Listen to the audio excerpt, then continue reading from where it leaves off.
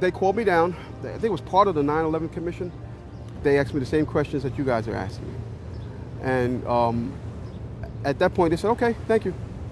And they sent me on my way. And yeah, you told them pretty much everything you just told us. Yes. That you were in the building, got rocked by an explosion, Yes. all that. Yes. And you know that they didn't mention Building 7 once in the commission report. I told them that's where I was. It was very, to tell you, it was very scary because they looked like very important people. Yeah. They were questioning me about certain things. And, I don't know if they liked the answers I gave. I could care less. I gave my account of it, the truth, and that was it. That day I'll never forget. And the explanations that were given to me is totally unacceptable. Totally unacceptable. I'm just confused about one thing, and one thing only. Why World Trade Center 7 went down in the first place. I'm very confused about that. I know what I heard. I heard explosions. The explanation I got was it was the fuel oil tank. I'm an old boiler guy. If it was a fuel oil tank, it would have been one side of the building.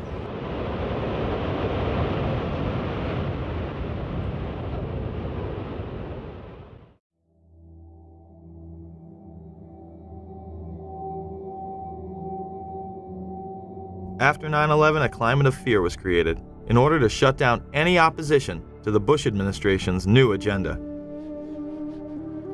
A week after 9/11, anthrax began appearing in the mail. The letters were made to look as though they were the work of Muslim extremists, claiming "Death to America" and "Allah is great."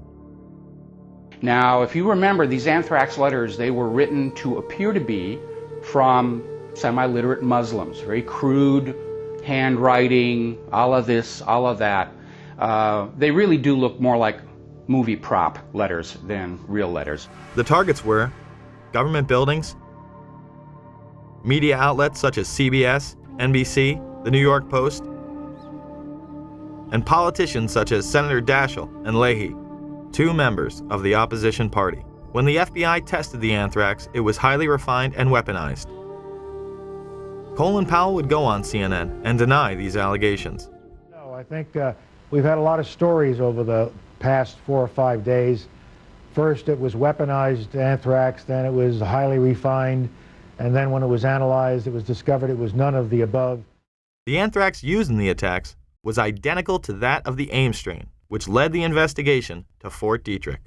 An analysis of the anthrax that was sent to Senator Dietl's office shows that this anthrax has a sophistication that leads people to know that it can only be produced by a PhD microbiologist, and it would have to have been done in a small, well-equipped microbiology lab. This appears to be the so-called Ames strain. That was a strain of anthrax that was first isolated almost 50 years ago at a U.S. Department of Agriculture diagnostic lab in Ames, Iowa. What's uncommon about this is that it has been engineered in such a way to be, as they say, readily aerosolized. That means, in effect, that what somebody has done is taken the anthrax spores, added to them some kind of a chemical to get in the way of a normal electrostatic process that causes the spores to clump together.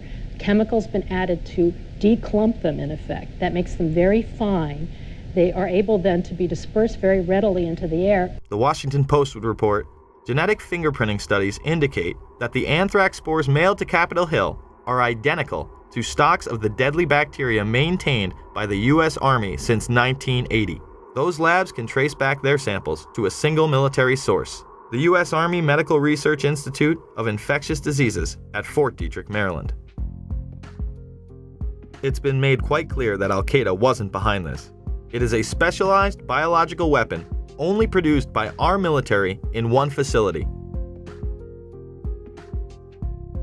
High-level FBI and CIA officials said none of the 60 to 80 daily threat reports from intelligence sources contain evidence linking the anthrax attacks to Osama bin Laden's terrorist network. This did not stop the mainstream press from trying to blame Al-Qaeda. As investigators race to find answers to the recent wave of anthrax terror, we'll look at what investigators are targeting now.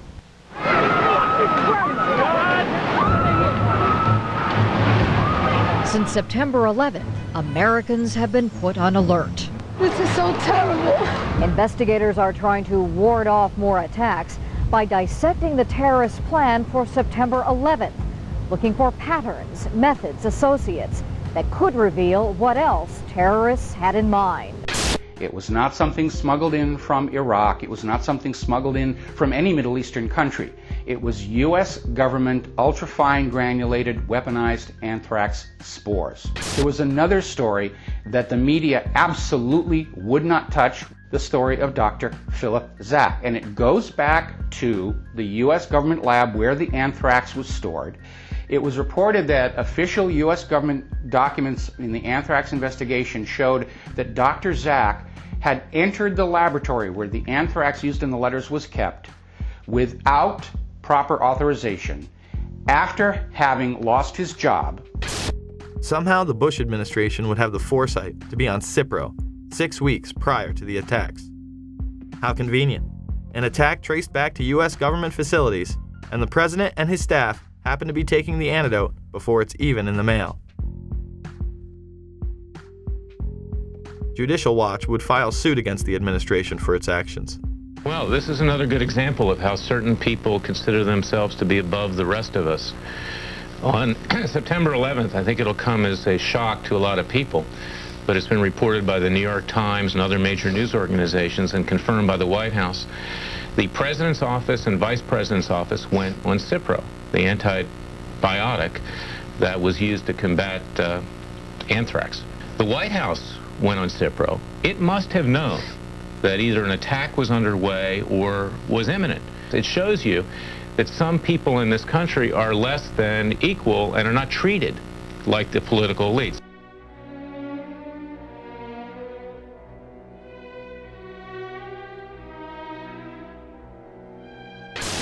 "9/11 was an international intelligence operation that included role players within our own government, as well as in the governments of Pakistan, Saudi Arabia, and Israel. Each played a compartmentalized role in order to create a climate of fear and confusion.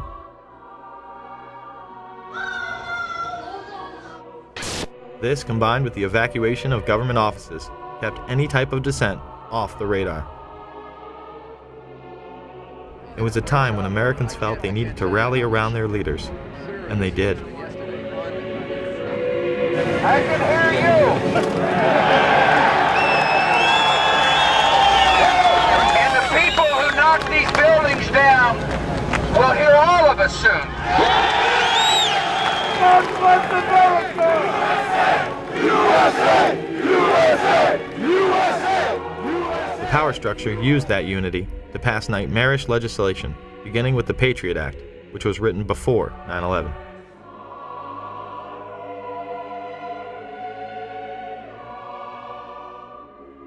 Homeland Security was in place prior to 9/11 as well. Another piece of this, which is something that has been well known to you all, is that the creation of the Office of Homeland Security was something that was planned even before September 11th. The Bush administration had even written up the plans to invade Afghanistan the week before 9/11.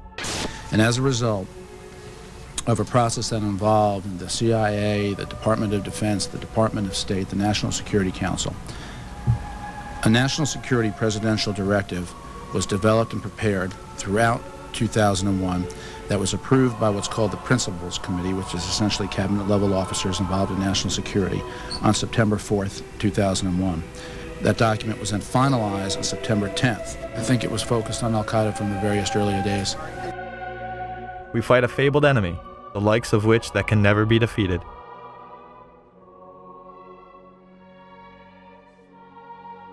The terrorists attacked us and killed 3,000 of our citizens before we started the freedom agenda in the Middle East. They were... What did Iraq have to do with what? The attack on the World Trade Center. Nothing. While an international intelligence cartel wages psychological warfare against we the people on behalf of the global elite. And remember, this is a government that over the years has proven that it can be trusted with these powers. You'd hope, as you mentioned before, that people don't complain about these extra inconveniences because they are simply being put into effect to protect all of us. They masquerade as our saviors, while the media glorifies and indemnifies them. Either you are with us or you are with the terrorists.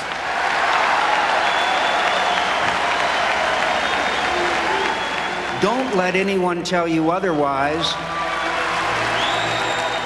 Certainly not a disingenuous filmmaker who would have us believe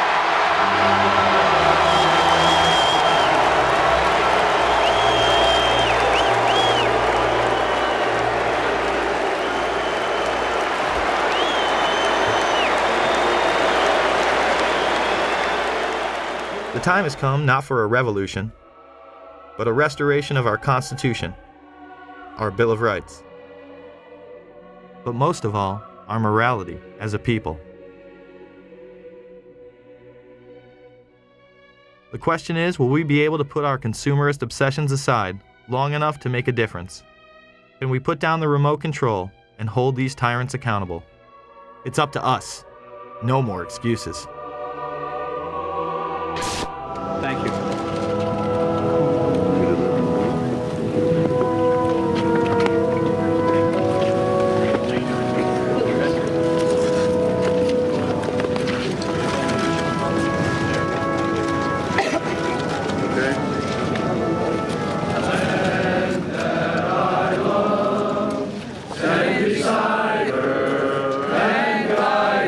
This is wild. Through the night with the light from above, from the mountains to the prairies to the ocean. Can't be doing no pictures. Okay, it's NBC News. Don't you understand? It's NBC News. I don't care who it is.